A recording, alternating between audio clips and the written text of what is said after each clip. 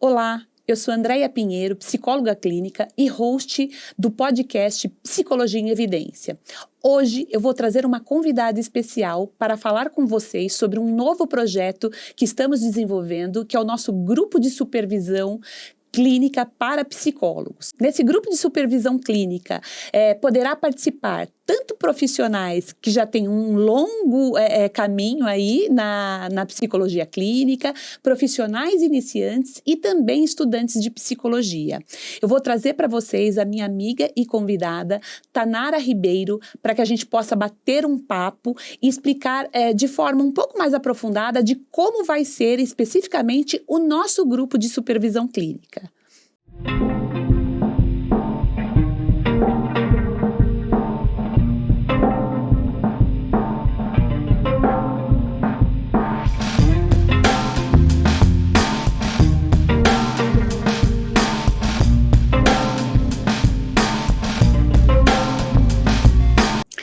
Então, pessoal, como eu havia mencionado antes, né, no episódio de hoje, nós estamos iniciando uma conversa muito especial, focada no desenvolvimento de competências clínicas para psicólogos e estudantes de psicologia. E para abordar esse tema comigo com profundidade, eu estou aqui com a psicóloga Tanara Ribeiro, que além de ser minha convidada de hoje, será uma das responsáveis por conduzir junto comigo o nosso grupo de supervisão clínica. Eu vou passar a palavra para ela, para que ela possa se apresentar e vocês a conhecerem um pouco mais. Oi, Tá! Bom Oi, dia. Andréia, bom dia a todo mundo que nos acompanha. Quero agradecer o convite, é uma honra estar aqui participando desse momento que eu tenho certeza que vai ser tão enriquecedor para quem nos acompanha, para nós aqui, né, trocando em nossas experiências, e estou muito feliz de estar aqui.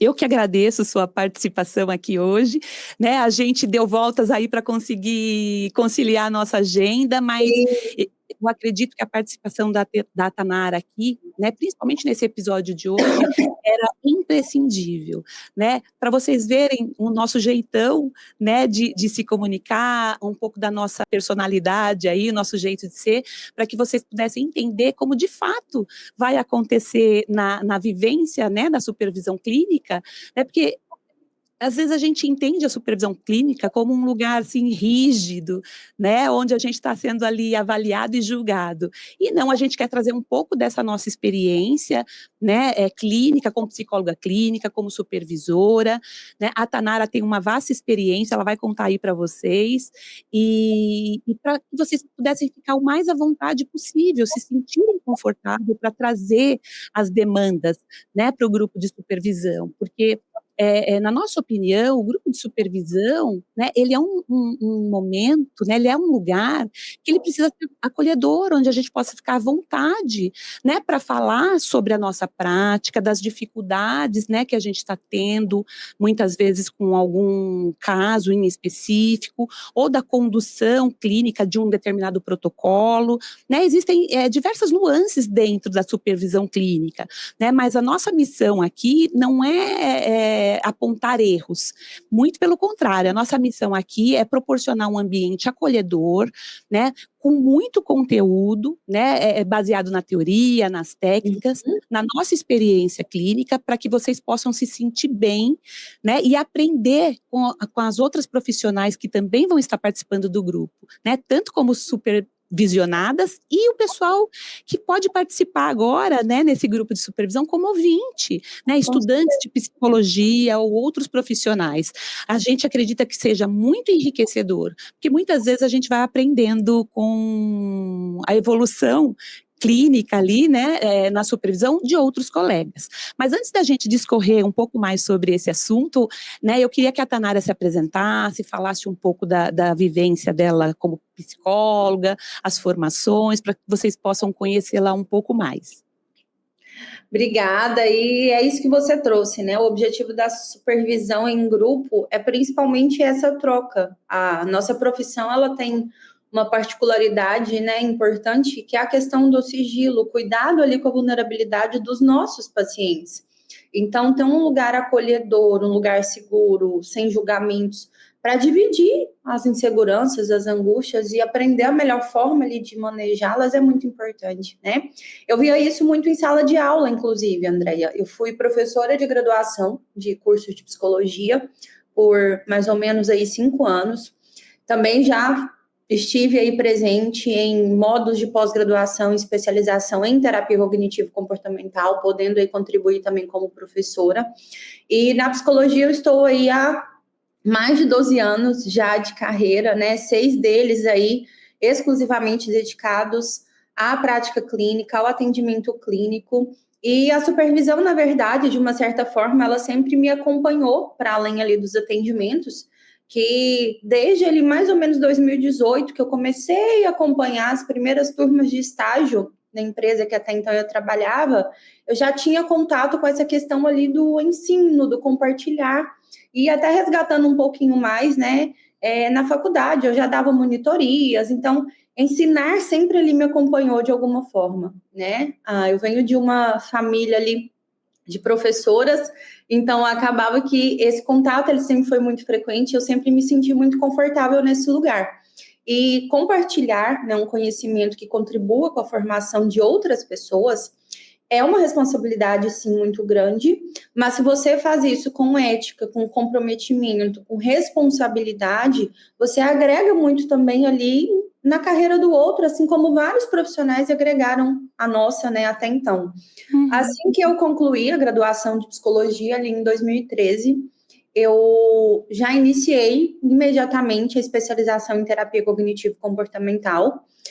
Eu também não tive na faculdade, né? Assim que eu acho que como a maioria das pessoas que às vezes nos assistem, hoje em dia é um pouco mais comum, talvez, você ter ali a TCC e até a prática baseada em evidências na faculdade, mas na minha época não tinha, inclusive na época eu fui monitora de psicanálise.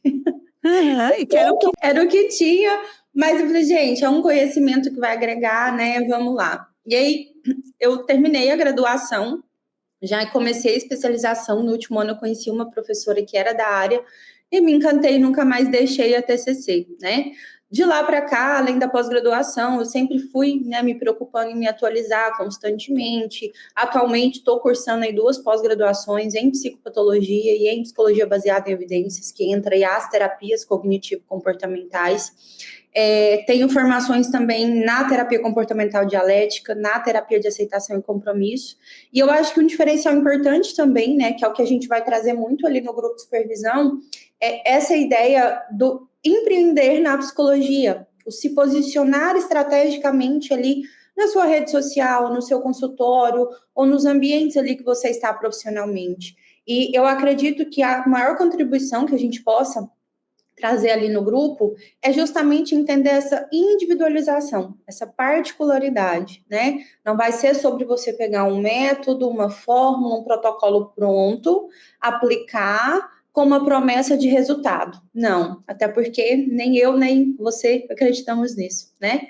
A proposta é justamente a gente entender o que eu, o que você, o que cada psi, né, que vai estar ali no grupo com a gente, tem já de competência, tem já de bagagem, tem já de repertório, validar isso, né, essa trajetória, e aí sim lapidar aquilo que for necessário, porque a gente sempre vai se colocar nesse lugar ali de ensinar, mas também de aprender, né? Então, a proposta vem muito nesse sentido, e poder partilhar com você o grupo de supervisão tem sido muito enriquecedor.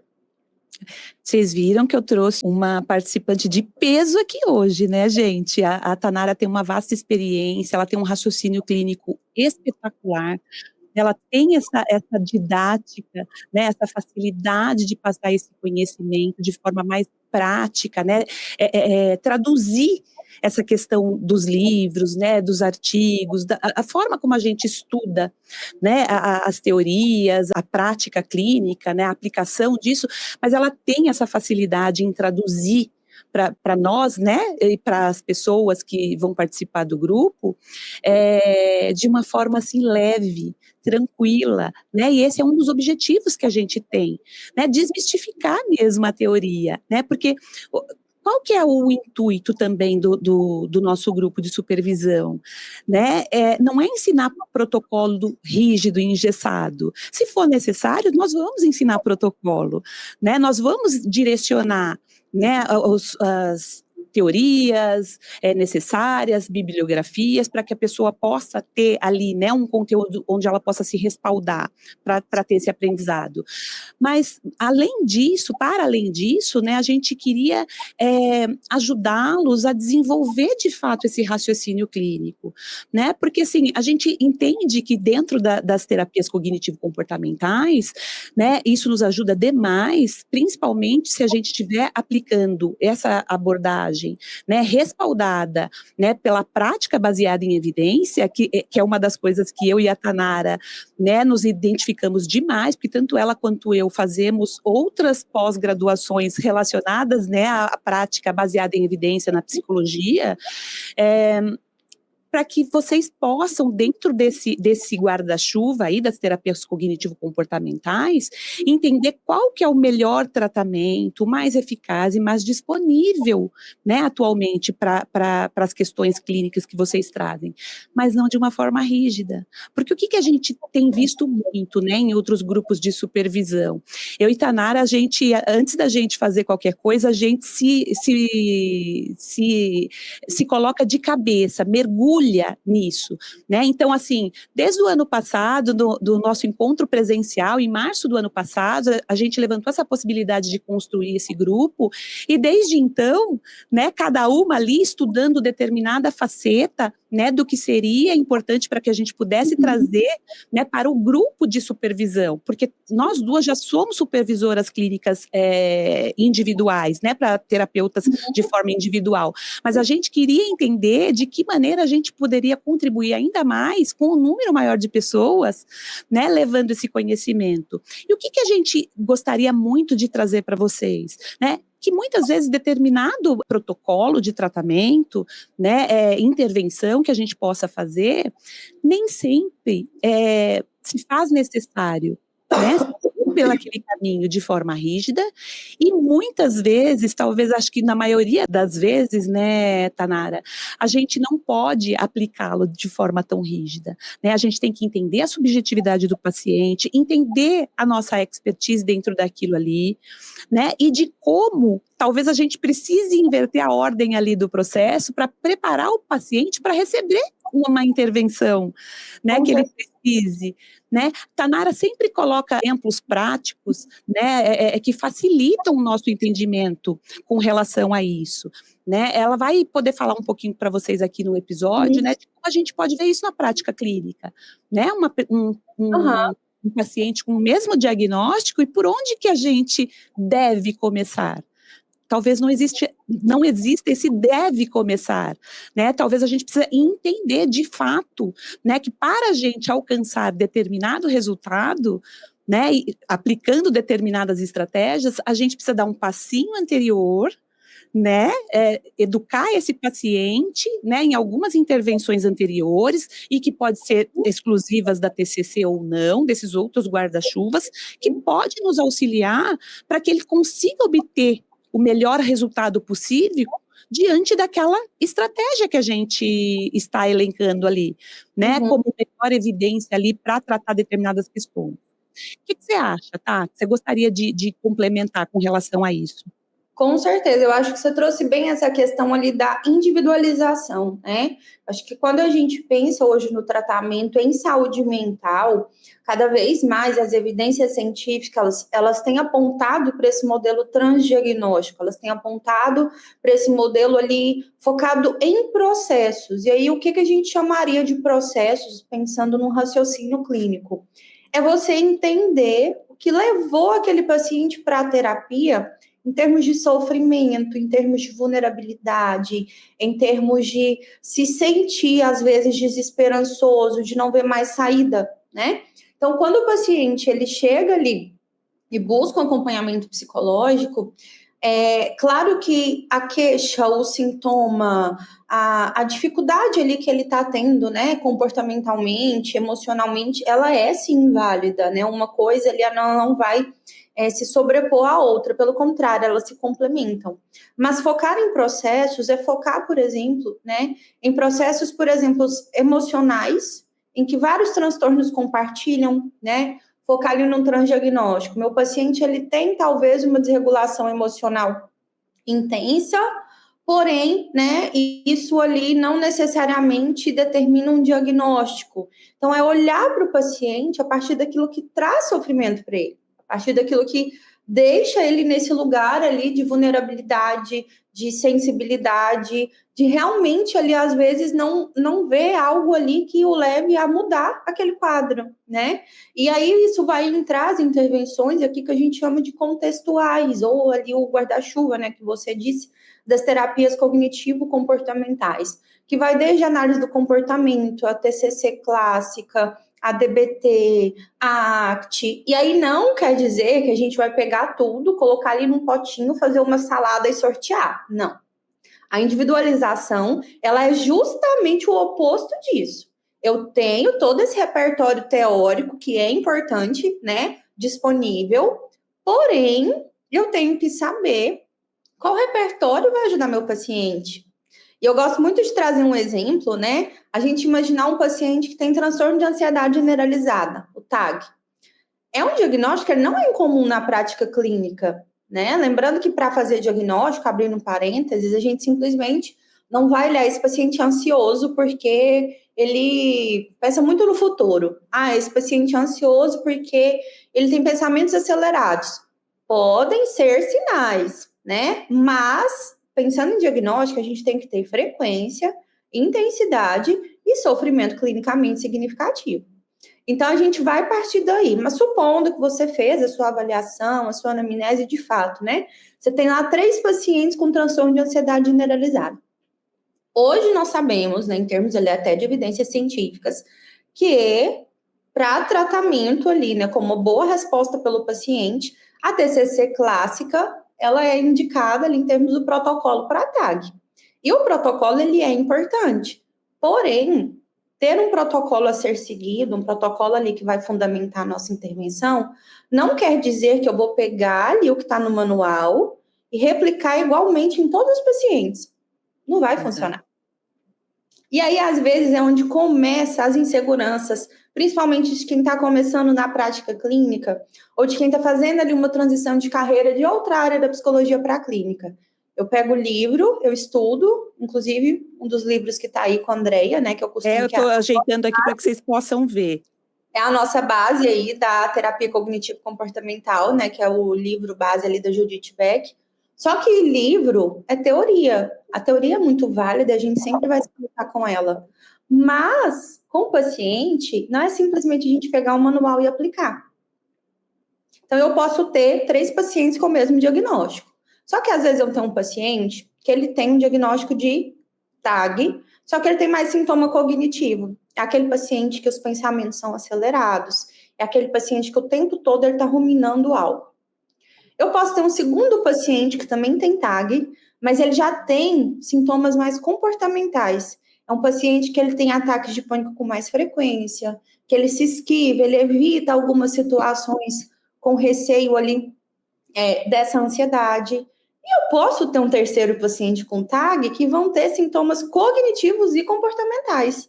Ele rumina, os pensamentos são acelerados, a ansiedade é intensa e ele faz esquiva das situações, ele tem ataque de pânico. O protocolo de TAG é o protocolo de TAG, ele é um só. Mas será que eu vou aplicar o mesmo protocolo exatamente igual nesses 3 pacientes e os 3 vão responder e melhorar? Com certeza não. E esse raciocínio clínico, né, Andrea? A gente não aprende no livro, a gente aprende na prática. A gente aprende trocando nos grupos de supervisão, que nós também, né, sempre buscamos supervisão. A gente aprende ali no dia a dia com o nosso paciente. E quando surge a insegurança, quando surge a dúvida, não quer dizer que você é uma profissional ruim, uma psicóloga incompetente que não ajuda o seu paciente. Quer dizer que você está lidando com o que tem de mais complexo no ser humano, que é o comportamento dele. é o funcionamento dele, a bagagem que ele traz quando ele chega ali para você na terapia. Então, uma intervenção que você vai fazer com um paciente que ele tem mais sintoma cognitivo é diferente da que você faz com um paciente que tem mais sintoma comportamental, que é diferente da que você faz com um paciente que tem ali, vamos colocar assim, né, os sintomas mistos, tanto cognitivo quanto comportamental. Você não vai fugir da teoria, você não vai inventar um novo protocolo de TAG, mas você vai individualizar a sua intervenção para aquilo que seu paciente precisa. E é isso que a gente, né, vai trazer muito ali no grupo de supervisão. É a sua expertise clínica, as competências terapêuticas que você já tem, e a gente vai lapidar aquilo que ainda talvez te gere insegurança, te gere algum receio, e não apontar o que você está fazendo de errado ou de certo, até porque, né, a nossa prática ela é uma eterna construção. Exatamente, né? E assim, esse ambiente que a gente quer construir dentro dos grupos de supervisão é um ambiente ético também, né? Onde todos ali se sintam muito à vontade para poder, né, de fato expor, né, o tipo de dificuldade, as dificuldades de forma geral, e muitas vezes a gente vai encontrar dentro do grupo de supervisão, né, psicólogos que têm uma expertise clínica diferente, um tempo de prática diferente, profissionais que estão mudando, né, de abordagem teórica, profissionais que estão começando. Eu acho que isso é muito legal, porque dá a oportunidade de todas nós, né, nós, né, estou pensando que é só psicólogas, mas podemos ter colegas ali também, de aprendermos, né, com a experiência dos outros profissionais, né, e utilizarmos também desse conhecimento, né, em outros pacientes. Agora, dando continuidade nisso que a Tanara trouxe, eu acho que é muito importante que a gente entenda, né? Porque muito provavelmente, e a gente está falando aqui TAG, para quem não é o profissional da área, né, ou da abordagem cognitiva, TAG é o transtorno de ansiedade generalizada, né? Então, a gente entende que dentro, né, desse transtorno, a gente tem as preocupações difusas ali, né, relacionada a todas as áreas da vida daquela pessoa, né, de forma a causar um sofrimento significativo, um prejuízo, né, nessas diversas áreas da vida, que pode gerar ou não muitos sintomas fisiológicos. Geralmente ela vem acompanhada de sintomas fisiológicos, né? Alteração de apetite, alteração de sono, né? Concentração, memória. Então, assim, existem uma variabilidade de sintomas ali, né? Que pode ser descritos em um determinado paciente e em outro não. Então, quando a Tanara diz, né? A gente precisa entender a subjetividade de cada paciente,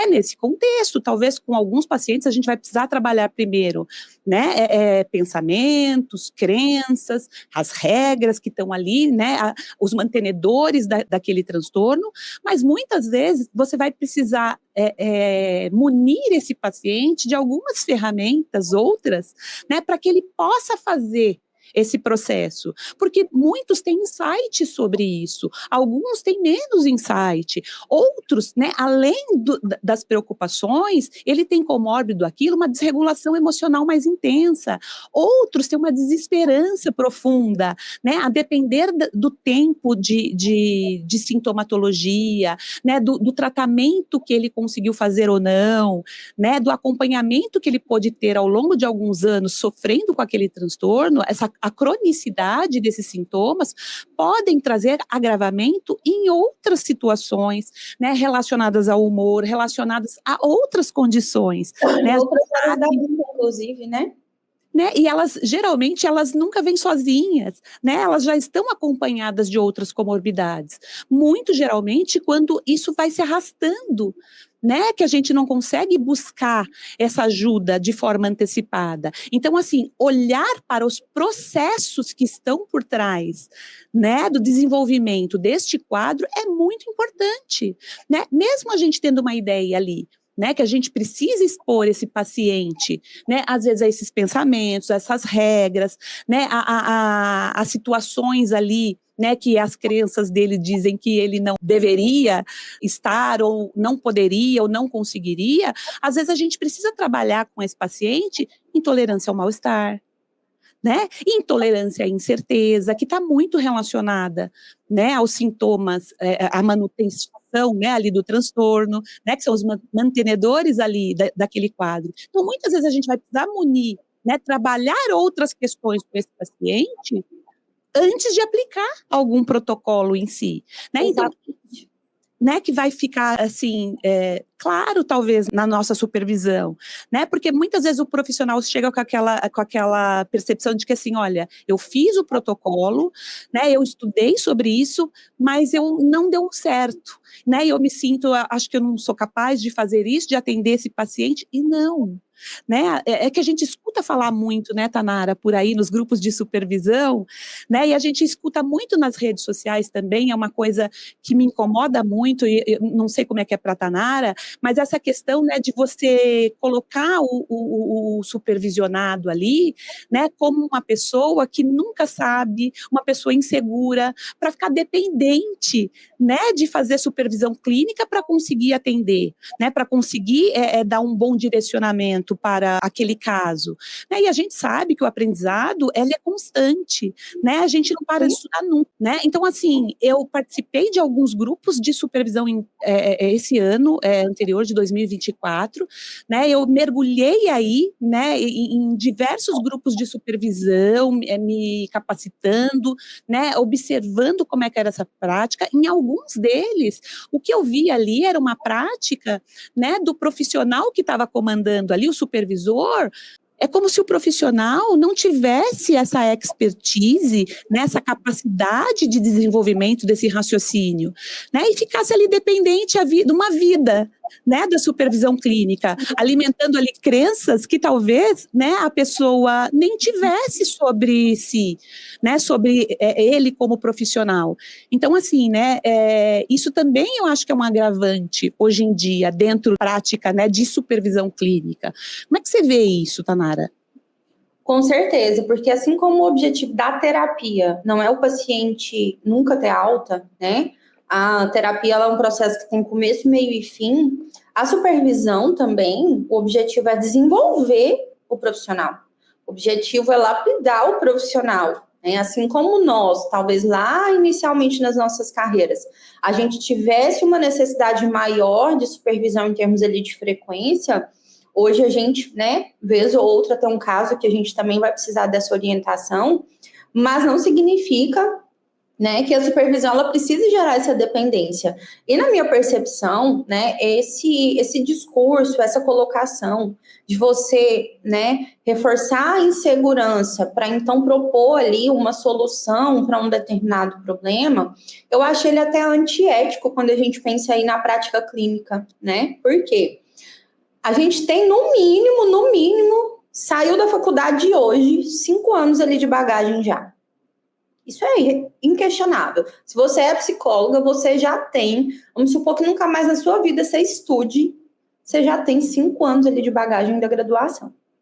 Exato. Quando você sai, né, a maioria ali busca uma pós, ou busca um curso ali mais específico, ou vai se atualizar ali numa área que escolheu atuar. E constantemente, a grande maioria, né, vai sempre ali aumentando esse repertório. E quando você vai para um grupo de supervisão, esse repertório ele tem que ser considerado.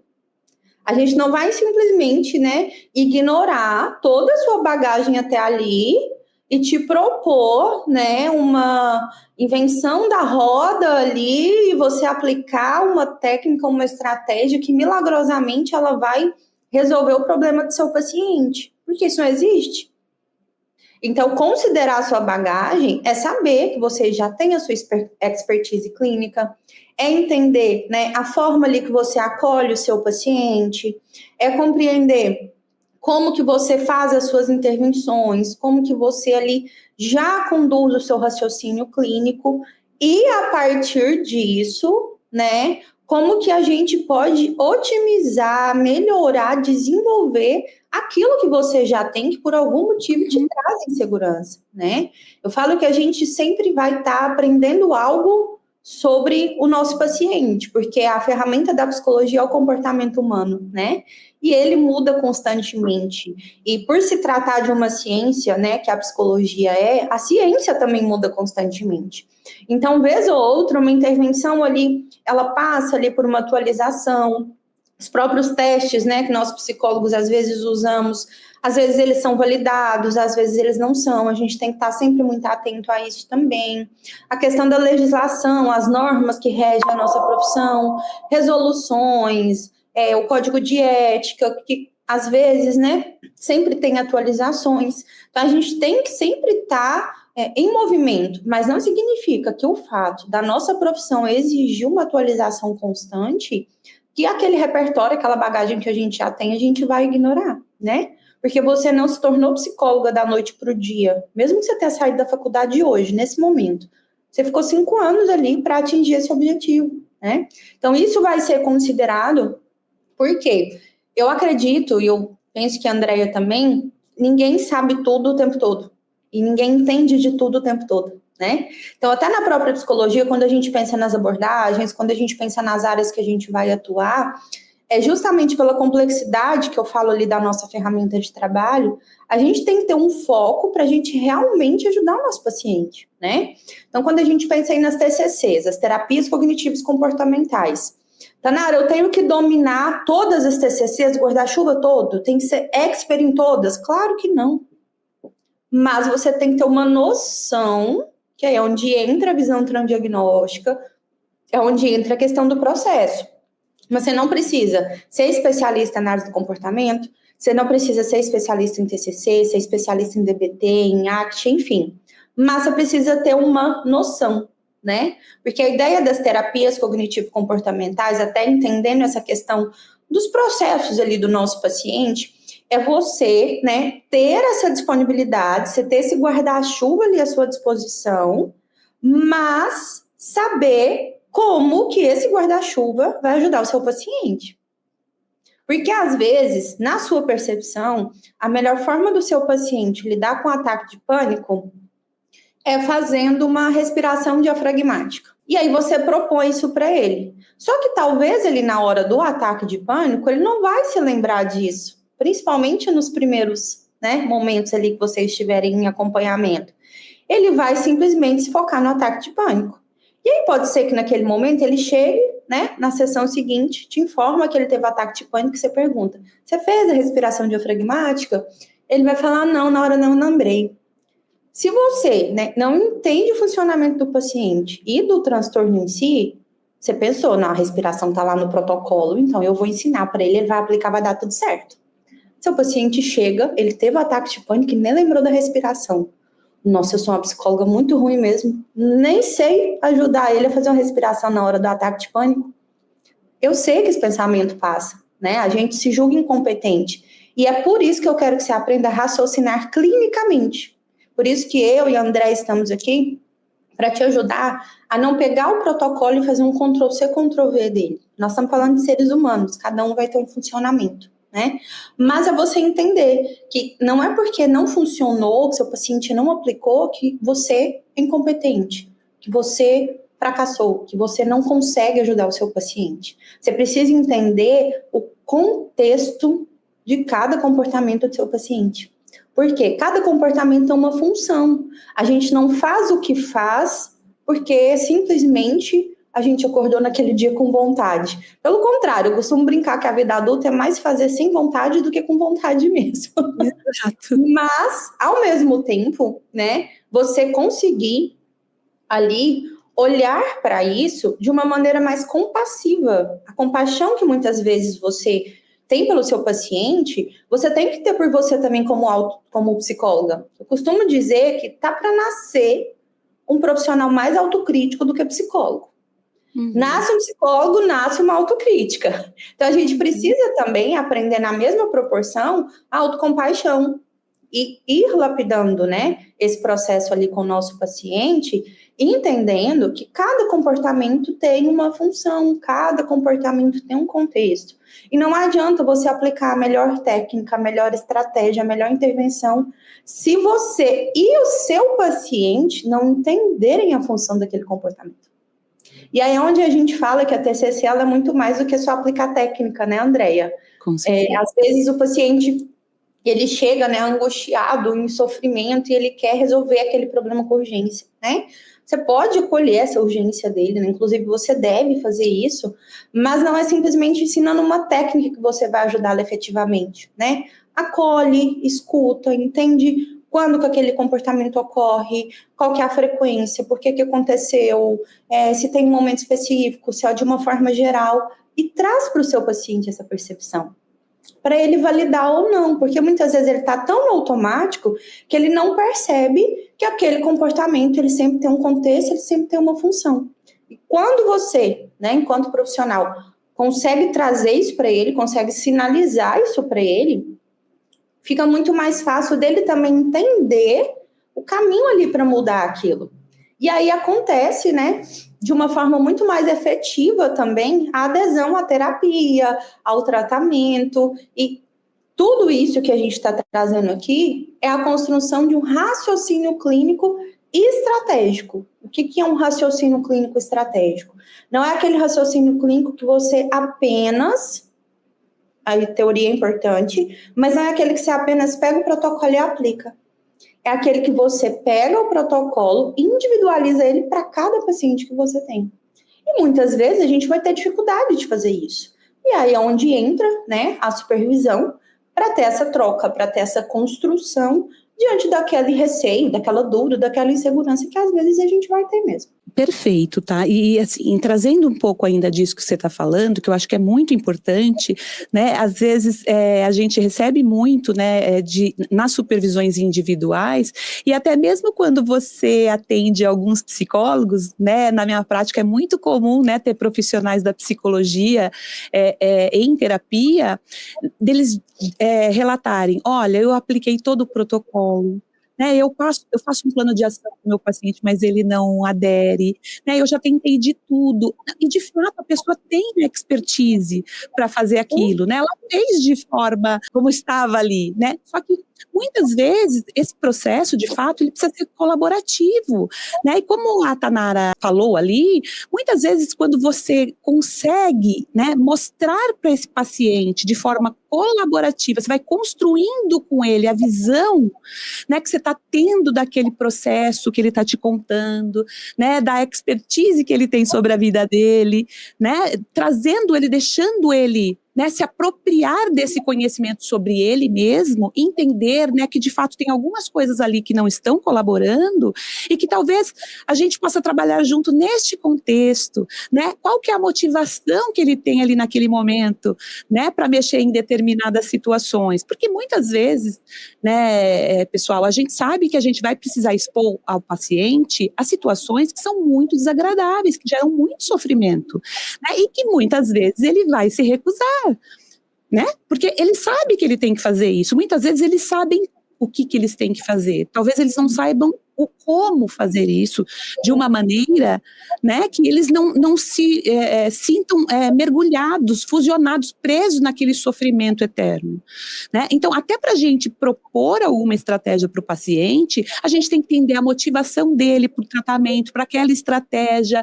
né, naquele momento, né? Ele precisa entender por que ele precisa fazer aquele plano de ação, né? Pôr em prática aquilo, né? E as consequências ali, os custos, ganhos e os benefícios de cada estratégia, muitas vezes, que a gente vai propor, né? Você não vai ensinar teoria para ele, mas a gente vai dizer para ele que neste momento nós estamos trabalhando algumas questões, né, relacionadas à fisiologia daquela situação, daquele transtorno, né? E para trabalhar essa intolerância que ele está sentindo, né, as reações fisiológicas, por exemplo, no transtorno de pânico, né, para que ele faça uma respiração diafragmática de forma constante, para que ele se habitue àquilo, né, um relaxamento muscular progressivo, para que depois ele possa se aproximar das exposições, né, interoceptivas ali, né, de imagem ao vivo ali, ele primeiro, ele acredita que ele tem ferramentas para isso.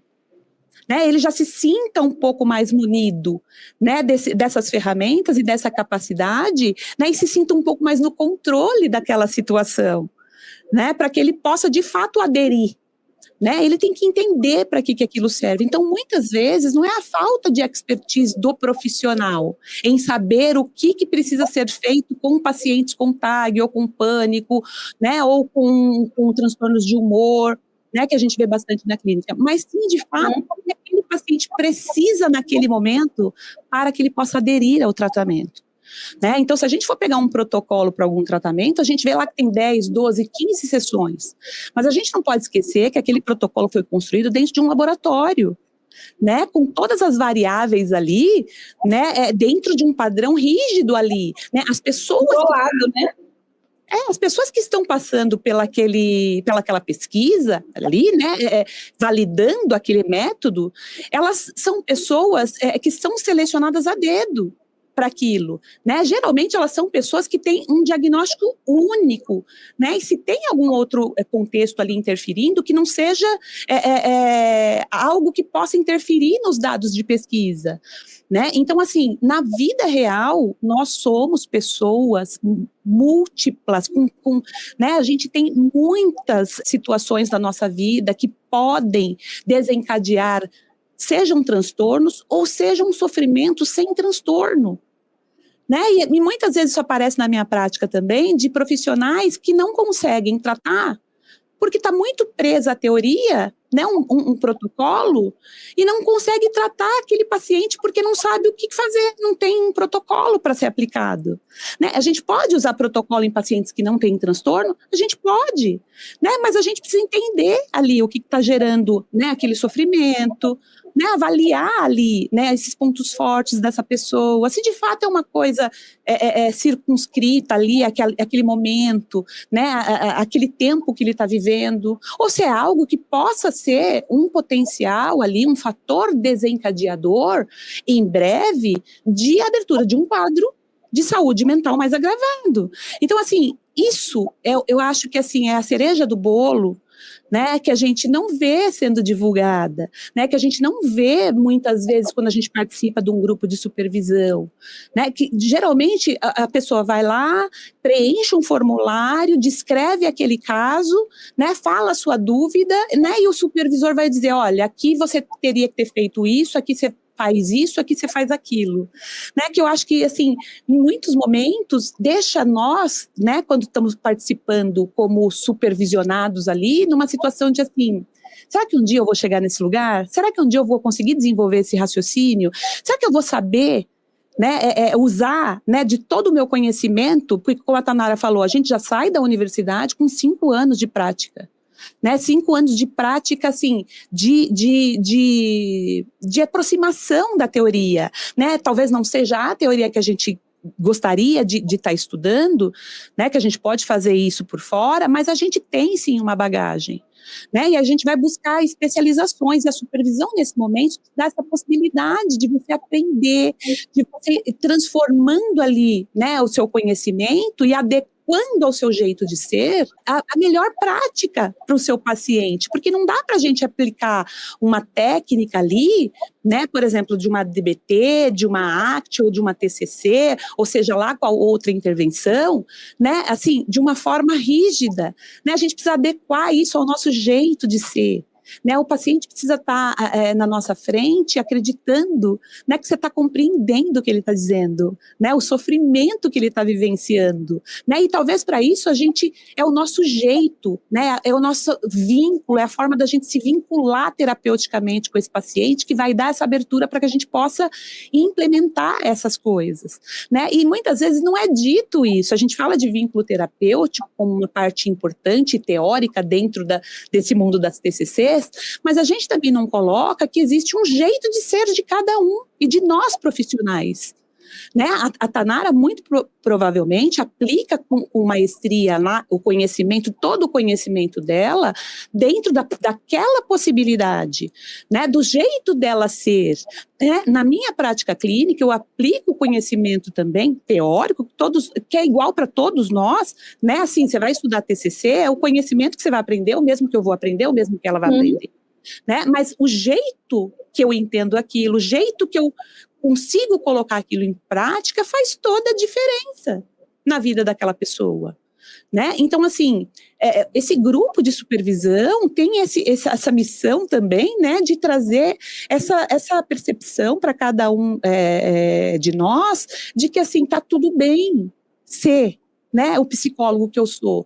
Talvez eu precise implementar aqui algumas coisas, preciso retirar outras, né? A nossa intenção também é encurtar um pouco esse caminho, né? Porque a gente tem visto muito hoje, né, Tanara, essa enxurrada de curso, de tudo que é coisa, né? E a gente fica nessa insegurança tão grande, que você vai buscar uma supervisão, você não sabe isso, você não sabe aquilo, você não sabe aquilo, né? E a gente faz um curso daqui, um curso dali, né? Eu já passei por isso, né?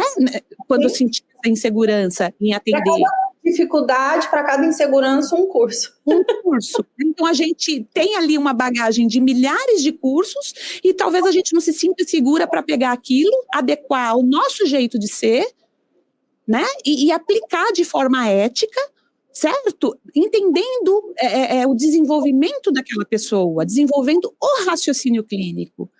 Né? Então, assim, isso é muito importante que a gente diga, né? Porque muitas vezes a gente vai buscar tudo que é dito, a teoria, o curso, as supervisões, e essa sensação de insegurança de que a gente não sabe fazer é permanente, né? Então, aí vai se multiplicando cada vez mais, né? Assim, de que a gente vai ter que passar o resto da nossa vida estudando, mas não estudando para se aprimorar, né? Buscando conhecer as outras evidências que estão surgindo, né? A ciência é assim, né? Ela vai mudando. Não, a gente vai ali buscar coisas muito básicas que um disse, depois o outro disse, depois o outro disse, né? A teoria é a mesma. Né? É a forma como a gente compreende aquilo, como isso é passado e como fica na nossa cabeça ali o tempo todo, de que a gente deveria saber, né? Ter o domínio sobre algumas teorias é muito importante, né? Mas para isso a gente não precisa saber tudo sobre tudo.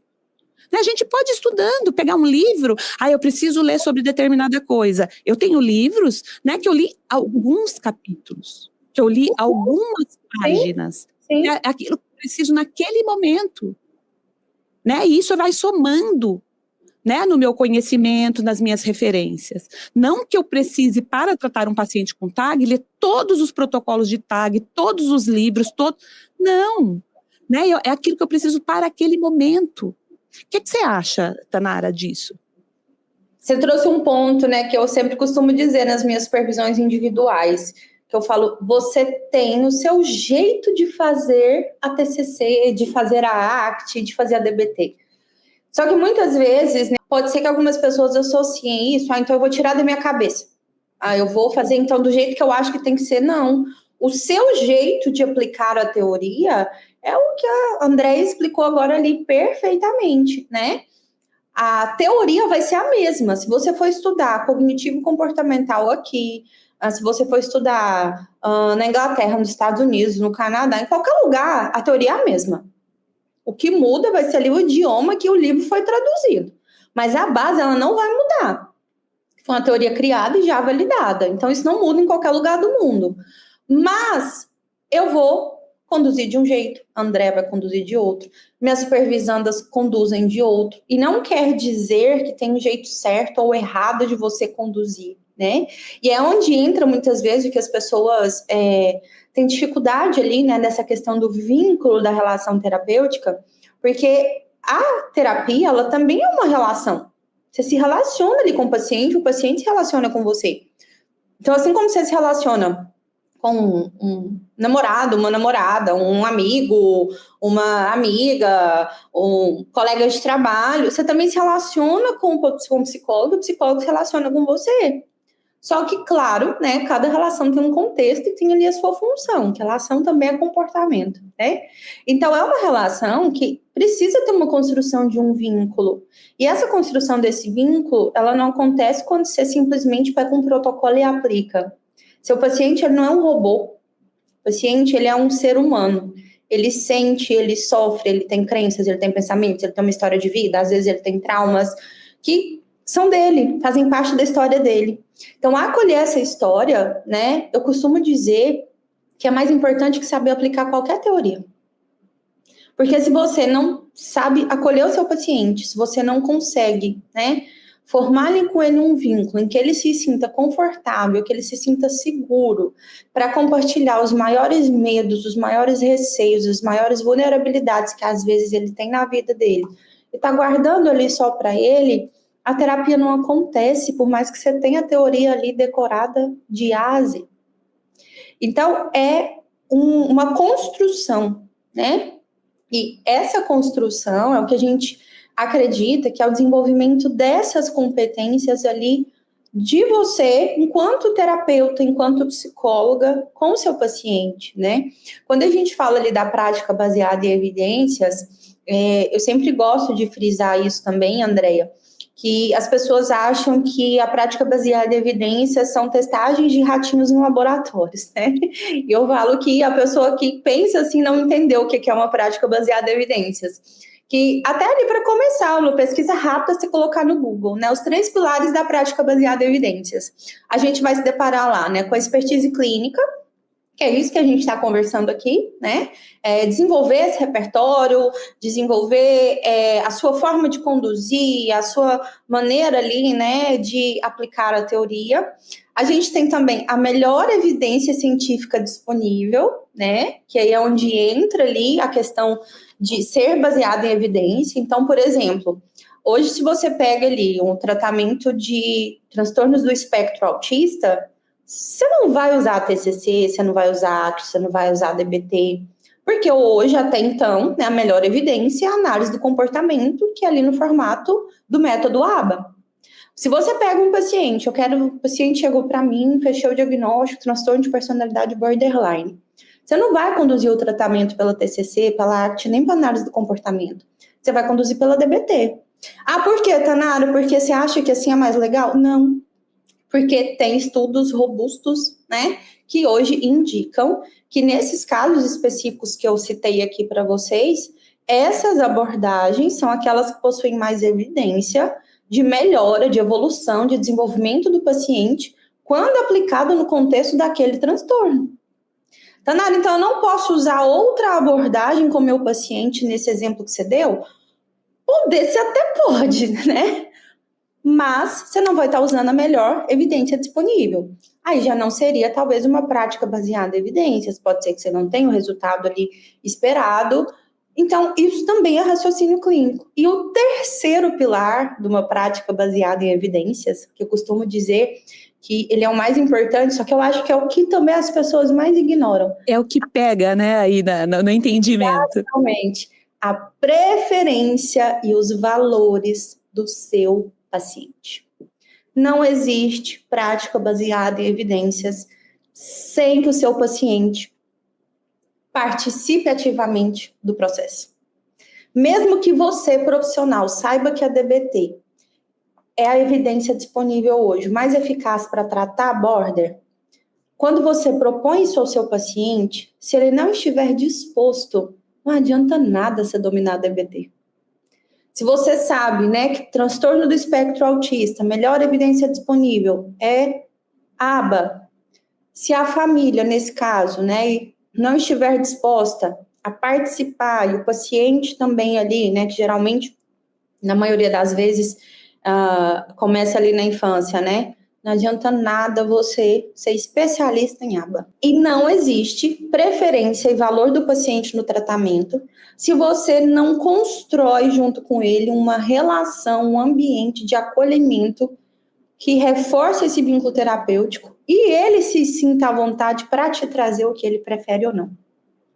E dentro também, né, Tanara, da prática baseada em evidências, se a gente for olhar para os 3 pilares aí, né, da prática baseada, né, que é a expertise do profissional, né, a melhor evidência disponível, e esse terceiro pilar, que são as preferências do paciente, às vezes isso é muito confuso para alguns psicólogos, né, mas assim, quais as preferências do paciente? O paciente não sabe o que é melhor para ele, exato, e é muito muito, assim, e é bom que isso seja dito, mas que a gente desmistifique um pouco também esse terceiro pilar, porque assim, o paciente não sabe de fato o que é melhor para ele. E por isso, né, dentro de uma prática baseada, quando você faz lá todo o processo de avaliação, né, diagnóstico, se existe um diagnóstico, você vai buscar a melhor evidência, né, para tratar aquele contexto, você vai fazer uma avaliação ética e responsável, se você sabe aplicar aquilo, né? Isso não quer dizer necessariamente que você não possa dar continuidade aos estudos disso para continuar atendendo esse paciente, mas quando você vai aplicar esta evidência nesse paciente, é o momento onde você divide com ele. Olha, isso aqui que você me contou está relacionado a determinado transtorno ou condição. O que nós temos hoje de melhor evidência disponível para esse sofrimento, né? Nós temos esta linha aqui de trabalho, né? Para fazer isso, nós vamos ter que passar por determinados processos, determinados desconfortos, determinadas situações, né? De uma forma gradual, né? Que você possa ir se aproximando. Isso aqui nós vamos tratar assim, isso aqui nós vamos tratar assado. E como é que seria para você? Né? Você está disposto a passar por esse processo dessa forma? É colaborativo, né? Eu falo, a gente não está num lugar de saber absoluto enquanto profissional. Tem que fazer sentido para o paciente. E talvez ele possa dizer, não, eu não quero fazer isso. E aí tá ali o nosso jogo de cintura, né, nesse momento aí, às vezes até para praticar ali um pouquinho de entrevista motivacional, né, para que você possa prepará-lo para passar por isso, né? Então, assim, quando a gente diz as preferências do paciente, talvez não seja assim, não, eu quero TCC, eu quero... Isso, muito provavelmente, a gente já vai discriminar ali no início, né, nas primeiras sessões. Você vai explicar como é que você trabalha, né, qual é a teoria que você segue, a abordagem, né, vai dizer para ele como é que é o nosso trabalho, como é que a gente se trabalha dentro dessa abordagem, se ele está disposto ou não, né, a passar por esse processo. Mas muito quando a gente diz desse terceiro pilar, a gente está falando sobre isso, né, ele tem que saber, né, que aquilo é a melhor evidência possível, né, e aquilo talvez é o que vai tirá-lo ali daquele sofrimento, né, ou da parcialidade daquilo. Existem outras coisas que se possa fazer, e aí como a gente vai fazer isso, né, aí entra todo esse processo colaborativo, né, de fazer com que esse paciente entenda como aquilo vai ser feito, né, como ele vai ser amparado ali, como a gente vai estar junto para tornar esse processo menos traumático, sofrido, desesperador possível, né, mas que ele esteja aplicado para que ele possa ter o resultado esperado para aquela condição, né, que ele merece aquele resultado. Então, levar tudo isso em conta, né, levar as preferências do paciente é entender essa questão dos valores dele e se ele está disposto também a passar por esse processo. Tá? Então, assim, a gente precisa entender também esses pontos, né, para a gente dizer aí que a gente está fazendo uma prática baseada em evidência, né? Não adianta só expertise, não adianta a melhor teoria, e você diz, mas o meu paciente concorda com tudo que eu faço. Mas, então, né, aí não está sendo colaborativo, né? O trabalho colaborativo, ele tem muito mais chances, né, de acontecer de uma forma, em algumas vezes, mais curta, né, você resolver aquela situação de uma forma mais breve, não que isso seja necessário, mas é importante que a gente tenha essa questão, né, do tempo, né, que aquilo possa levar, dizer isso para o nosso paciente, dizer como é o tratamento, o custo disso, né, quanto tempo mais ou menos isso vai durar, para que ele possa fazer essa escolha, mas ele vai fazer uma escolha dentro dessa apresentação que a gente fez para ele, de como vai ser essa condução, né? Essa é uma das competências que a gente quer trazer dentro do grupo, né? E todas as outras que a gente já falou aqui, eu falei um pouquinho, a Tanara falou um pouco mais. Agora vamos falar para o pessoal também, né, Tanara, dos bônus que a gente vai adicionar aos nossos grupos de supervisão ali, né? Com alguns materiais que a gente vai disponibilizando dentro dos grupos, né? À medida que eles forem, que a gente for indicando alguma coisa, a gente vai disponibilizando materiais, fichas, bibliografia, né, capítulos ali, se eles precisarem para alguma leitura específica. A ideia é que seja colaborativo também no grupo, né? A gente trazer ali a prática clínica, essa nossa vivência também para o grupo. Então, o grupo de supervisão, né, ele vai ter ali um ambiente, né, específico ali para quem estiver fazendo parte, sejam os psicólogos, né, participantes ou os ouvintes, que nós vamos disponibilizar materiais de apoio no sentido, né, materiais para você usar na psicoeducação dos seus pacientes na clínica, inclusive você vai poder editar e compartilhar com eles, né, ali personalizando da sua forma. Indicações ali de leituras, mas leituras que sejam dinâmicas e ali, né, aplicável ali na sua prática clínica. Questionários que possam somar, que você possa utilizar também para avaliar ou para verificar uma questão de ansiedade, uma questão de depressão, né? E a gente vai trazer também, né, como um bônus aí, dessa turma, algo que a cereja do bolo, gente, a cereja do bolo, preste atenção. Que é também hoje, eu acredito, né, que é uma competência, pode não ser 100% terapêutica, mas para você ali, né, construir uma prática clínica sólida, que te dê um retorno mesmo ali, que te motive, falou, não, isso aqui tá legal, tô no caminho certo, é saber se posicionar na nossa profissão, né? Hoje, as redes sociais, elas estão aí cada dia mais escancarando isso. Eu sei que nós temos uma certa dificuldade, hein, né? Principalmente, acho que eu e a Andréia, né, que nos formamos há um tempinho atrás, eu acho que lá na época que a gente fazia faculdade, se a gente sequer pensasse, eu vou ser psicóloga no Instagram. Gente, era tipo o apocalipse, isso nem existia essa possibilidade. E hoje é algo muito comum e é uma ferramenta, né, muito positiva, de expansão e de crescimento muito válida, sim, desde que você a use estrategicamente. Então, né, não esperem aqui de nós termos batidos ali do marketing, uma fórmula, um método que a gente vai disponibilizar, vocês vão aplicar e faturar aí 7 dígitos ou lotar a agenda, não. Se você busca isso, infelizmente, o grupo de supervisão não vai te oferecer isso e tudo bem, né? Você vai ter outros profissionais para te atenderem nisso. Mas o nosso bônus, que a gente acredita que é primordial, até para ajudar, né, PCs que estão aí com alguma insegurança nas redes sociais, vai ser uma masterclass sobre posicionamento estratégico para psicólogas na rede social. E tanto eu quanto a Andréia, nós já tivemos as nossas dificuldades em estar ou não nas redes sociais, né? Vez ou outra a gente precisa ali parar, avaliar, analisar, mas hoje é uma forma da gente divulgar o nosso trabalho, né? Da gente ali focar num braço importante da nossa clínica, que é o marketing. Mas não precisa ser um marketing agressivo, não precisa ser um marketing que ele vai contra aquilo que você acredita, não precisa ser um marketing que você reproduz algo que não te representa. Pelo contrário, a estratégia é justamente você entender por que estar ali na rede social é importante, se for, inclusive, para você, e como você pode usar intencionalmente a rede social, seja para captar paciente, seja para lançar um grupo de supervisão, seja para vender um curso, uma formação, mas sem que isso te prive de ser quem você é, sem que isso custe muito ali no seu autoconhecimento. Então, o posicionamento estratégico, a gente pensou nessa masterclass como bônus, porque é algo que realmente, né, vem na proposta ali do grupo do acolhimento, da segurança, mas também com estratégia, né? Não é você só estar ali por estar. Assim como o nosso paciente, ele não está na terapia por estar. É entender qual que é o propósito, qual que é o objetivo, por que aquilo é importante, e aí sim, fazendo o contexto, fica muito mais fácil também estar ali. Então, a cerejinha do bolo, né, tá?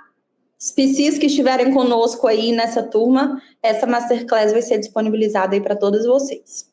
Isso, e conta também, né, Tanara, para eles, fala um pouquinho dos seus projetos individuais, né, a Tanara é uma expert aí nessa área em mentorias também, né, ela tem outros projetos, nós temos outros projetos, né, individuais, a gente se uniu para trazer mesmo, potencializar essa questão do grupo de supervisão e alcançar o maior número de pessoas possíveis, né, porque às vezes uma só de nós fazendo isso de forma individual, né, o nosso horário é o mesmo, nosso tempo é escasso como de todo mundo, né, e assim, juntando forças, acho que a gente vai conseguir ajudar o maior número de pessoas, né, possíveis aí, de profissionais possíveis, e estudantes também que querem aprender ali no nosso grupo.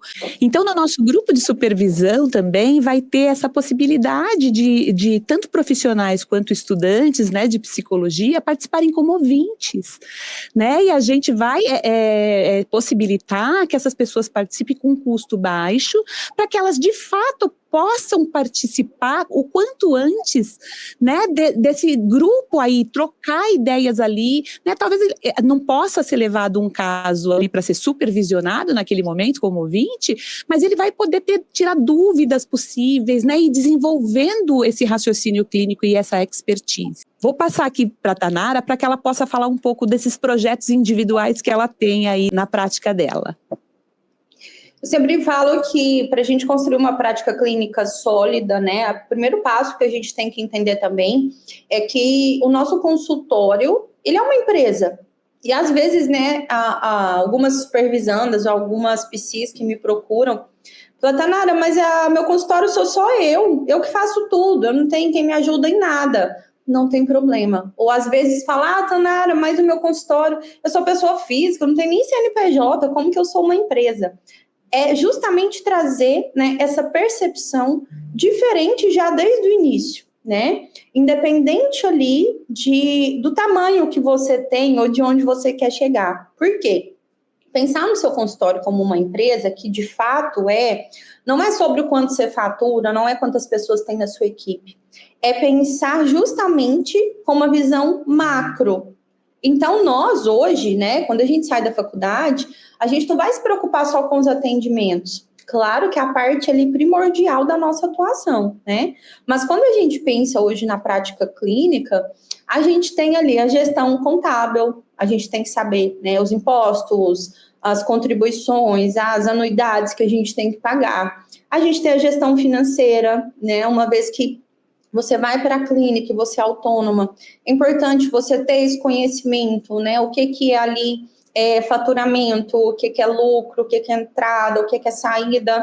E são coisas assim que às vezes a gente quebra a cabeça, que eu brinco que nós lidamos muito bem ali com exatas, mas quando você entende ali na prática, fica muito mais fácil, fica muito mais simples e te traz inclusive mais segurança em relação à ideia ali de ser autônoma, né?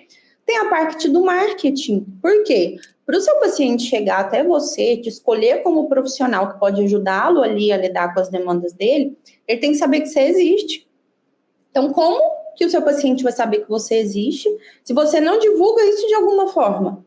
A gente trouxe aqui as redes sociais, né? Por exemplo, é hoje uma ferramenta, vamos colocar aí, gratuita, né, e de grande alcance, mas você pode fazer isso também, né, ali na troca com outros profissionais, né, nos psiquiatras que atendem seu paciente, os lugares que você frequenta, né, e se apresentar, disponibilizar ali o seu trabalho. Então, tem várias formas de você fazer com que as pessoas saibam que você existe. Isso é o marketing. E por que você é o profissional que pode ajudar elas a resolver aquele problema? Isso é o marketing, de uma forma simplificada, né? Você tem também a parte de gestão de agenda, e aí entra a sua disponibilidade de horários, né? O que é sustentável para você ou não, precificação da sessão e várias outras questões. Tem também ali, né, a perspectiva dos pagamentos anuais, mensais, que a gente precisa fazer, o atendimento daquele paciente, o WhatsApp. Então, olha quanta coisa, e a gente às vezes acha que a gente só é psicóloga, né? Também. Mas o nosso consultório é uma empresa, porque tem todos esses braços, né? Então, quando, né, muitas psis me procuram com essa dificuldade, isso foi aumentando cada vez mais, né? Então, hoje eu tenho uma consultoria, né, personalizada, direcionada, individualizada, que é a consultoria psicóloga estratégica e segura, em que eu ofereço, né, essa visão ampla do empreendedorismo, mas também ali coisas básicas, né? Documentos psicológicos, qual que eu emito, quando que eu emito, gestão financeira, toda essa perspectiva ali que hoje faz parte do consultório.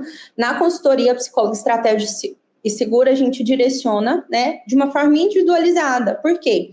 Às vezes, a Andréia, por exemplo, ela tem mais dificuldade com o marketing. Às vezes, eu vou ter mais dificuldade com a gestão financeira. Às vezes, uma outra psi tem dificuldade com documentos psicológicos. Então, é uma forma também, né, de individualizar a sua dificuldade e juntas nós pensamos ali, né, nos seus desafios, nas suas melhorias, naquilo que você já tem também que funciona. E a gente pensa num plano de ação aplicável ali, né, na sua realidade, para que você alcance também aquele objetivo de acordo com essas dificuldades que você tenha, né? E em breve nós teremos aí um novo projeto aqui, né, na empresa, que vai ser voltado também para o público leigo, não só para profissionais, que é um clube de leitura terapêutica, que o objetivo vai ser, né, trazer livros ali que conseguem ali construir com essa questão da história de vida, né, da psicologia, das nossas crenças, nossos sofrimentos, e trazer isso de uma maneira ali, claro, com a teoria de base, mas de uma forma também de ser um espaço de acolhimento, de ser um espaço ali de vulnerabilidade sem julgamento, das inseguranças e das dificuldades. O grupo de supervisão, estou muito honrada de poder ter a Andréia como a minha parceira, e também os atendimentos clínicos, né, que estamos aí disponibilizando para ajudar você, uma pessoa que você conhece, com alguma dificuldade de saúde mental, que a gente possa aí trazer essa vida mais leve e com sentido para vocês. Ótimo, tá. Então, assim, olha, a Tanara, ela pode ser encontrada nas redes sociais, no Instagram, né, Tanara? Você quer deixar seu Instagram aqui? Estou lá diariamente no Instagram, tem também o meu site, que está lá no link da bio. O YouTube, que eu começarei também aí a movimentar em breve. Meu Instagram é @Tanara, com 2 N's, de navio, _Ribeiro. @Tanara, com 2 N's, _Ribeiro. Estou sempre lá divulgando, compartilhando, aprendendo também. E gosto muito ali de trazer um pouquinho de conhecimento que a gente vai absorvendo ao longo da vida para ajudar, né, tanto outras pessoas, psis, pacientes, a viverem uma vida mais leve. Ótimo. Isso tudo vai estar anotado, viu, pessoal, na descrição do vídeo, tá? Da gravação aqui desse episódio, que vocês vão poder conferir lá no Psicologia e Evidência, tá? Se vocês gostaram desse conteúdo, acharam ele bastante relevante aí para a prática clínica de vocês, essa nova oportunidade, né, de aprender conosco dentro desse grupo de supervisão, vocês vão compartilhando aqui esse episódio com outras pessoas, né, e sempre trazendo as suas dúvidas, perguntas, nós vamos ficar aqui à disposição para responder as dúvidas de vocês, né, e vai colocando as dúvidas aqui, vai contatando a gente lá nas redes sociais para saber, tirar essas dúvidas também sobre o grupo de supervisão, o dia do lançamento, a abertura, né, para a gente ir montando esses grupos aí, né, adequando ali alguns horários, porque a gente tem que pensar em todas essas estratégias também, tá bom?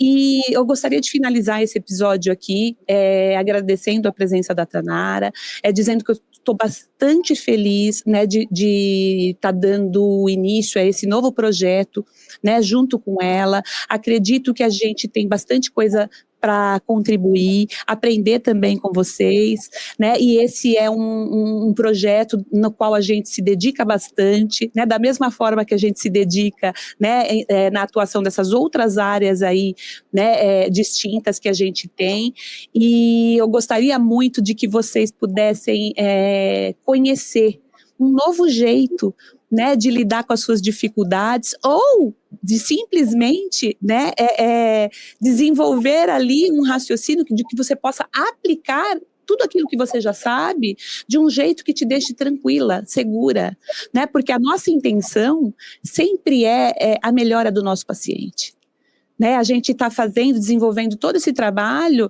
no intuito de trazer esse resultado, né? E é só a partir desse resultado, né, que a gente de fato pode fazer ali, né, alguma mensuração, né, da prática, se está encaminhando ou não. Então, assim, não se privem, não evite de tentar, pôr em prática aquilo que vocês saibam. E busque, né, ajuda e outros tipos de conhecimento disponíveis, né, mas que isso, né, as dificuldades que vocês estejam enfrentando nesse momento, não se tornem crenças ali, regras, né, que possam impossibilitar você de construir, sabe, essa ideia de uma psicóloga segura na sua prática clínica, ética, segura e capaz. Tá? Eu gostaria de agradecer muito a presença de todos vocês aqui, principalmente da Tanara, né, dos ouvintes da Tanara, e dizer que sim, ela vai participar de outros episódios aqui junto comigo, né, se a gente conseguir aí conciliar as nossas agendas, tanto para falar do grupo de supervisão, como para falar de outros assuntos relacionados à saúde mental, né, psicologia clínica, tá? Assim como eu vou trazer outros convidados para falar sobre outros assuntos, a gente vai diversificar aqui esse podcast, trazendo convidados especiais e com expertise aqui para poder falar sobre esses diversos assuntos que abrangem, né, a complexidade humana, né, entendendo um pouco sobre o comportamento humano. Tanara, muito obrigada por você ter cedido aí um tempo, né, na sua agenda e trazer todo o seu conhecimento, expertise, né, e essa empatia aí, e poder se colocar no lugar aí das pessoas que você atende e também das pessoas nas quais você ensina. Muito, muito obrigada mesmo, estou bastante feliz. Eu que agradeço, foi uma honra estar aqui falando de um assunto que eu gosto tanto, que é a prática clínica. Eu sempre costumo dizer que a prática clínica não precisa ser solitária, né? Que às vezes, até pela particularidade, a especificidade do nosso trabalho, a gente tem que ter uma certa cautela, né, referente ao sigilo, à ética. Então, ter um espaço, né, de pessoas que compartilham dessa mesma visão, desses mesmos pontos de vista, no sentido ali, né, da psicologia, de construir essa segurança com estratégia, com acolhimento, com ética, com ciência, é muito importante. Então, obrigada pelo convite, foi uma honra. E esperamos vocês que estão aqui nos acompanhando no nosso grupo de supervisão clínica. Logo mais aí, em breve, a gente vai liberar para vocês mais informações. Obrigada, Andréia. Imagina. Pessoal, não esqueça de curtir e compartilhar esse episódio com outras pessoas, tá? E divulgar esse grupo de supervisão por aí. Vamos divulgar o grupo de supervisão, que já, em breve, ele vai ser lançado e a gente quer ver todas vocês lá conosco. Um beijo e até o próximo episódio.